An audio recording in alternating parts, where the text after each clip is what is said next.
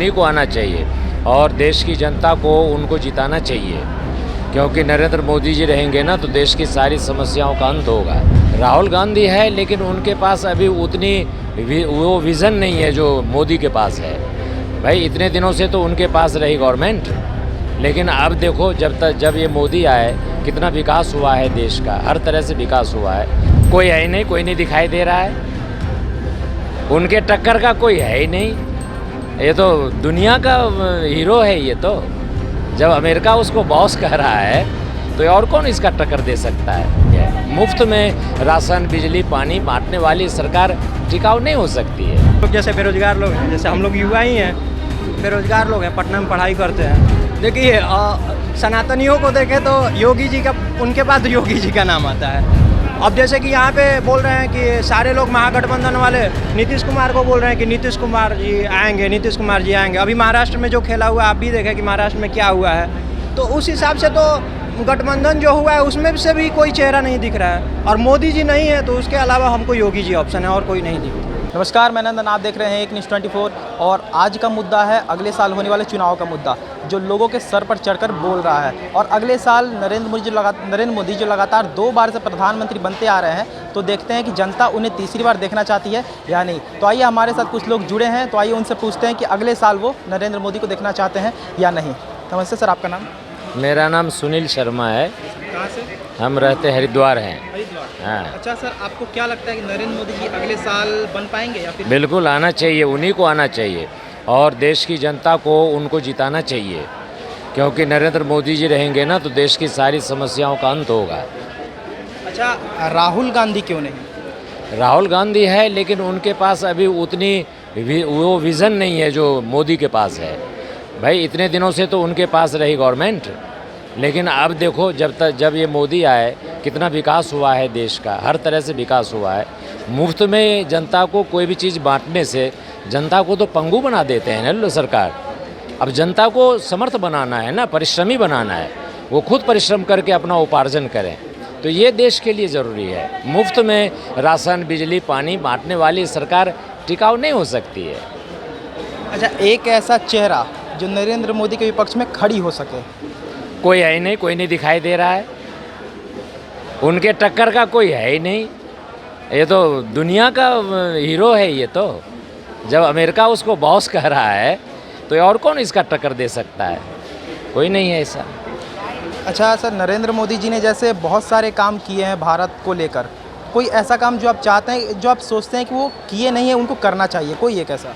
अब ये है कि देखिए, सबसे बड़ी बात है रोज़गार तो उन्होंने काफ़ी बढ़ाया है, फिर भी रोज़गार को बढ़ाना चाहिए।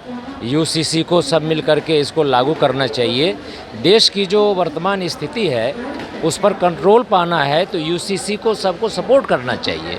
यूसीसी लागू होगा, सब कुछ धीरे धीरे सही हो जाएगा, ये ज़रूरी है। धन्यवाद सर। तो आइए हमारे पास और लोग भी जुड़े हैं, उनसे जानते हैं कि किस तरीके से नरेंद्र मोदी को बनना चाहिए या फिर नहीं। से भैया, आपका नाम? राहुल कुमार तिवारी। अच्छा, आप कहाँ से? छापरा जिला से। छपरा से। अच्छा, आपको क्या लगता है नरेंद्र मोदी को अगले साल जीतना चाहिए या फिर नहीं जीत पाएंगे? जीत पाएंगे, क्योंकि अच्छा काम किया है, उनका सपोर्ट हम लोग की ओर से बहुत अच्छा है। अच्छा, जैसे कि आप बिहार से हैं, ठीक है, तो बिहार में शिक्षा को लेकर आपको क्या लगता है कि शिक्षा सही मार्ग पर जा रहा है या फिर नहीं? जा रहा है। हाँ।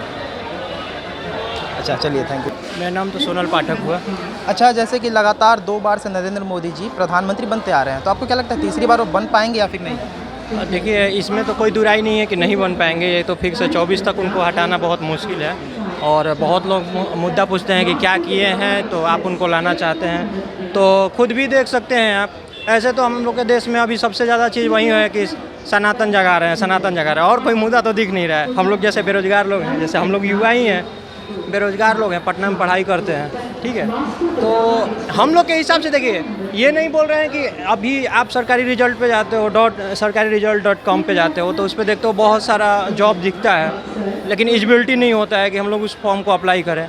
तो उस हिसाब देखिए, अभी कहा जाए तो 24 तक उनको हटाना मुश्किल है, और कोई ऑप्शन भी तो नहीं है ना। आप किसको लाइएगा, ये सवाल आपके अंदर भी तो आता होगा ना कि आप लाइएगा तो किसको लाइएगा।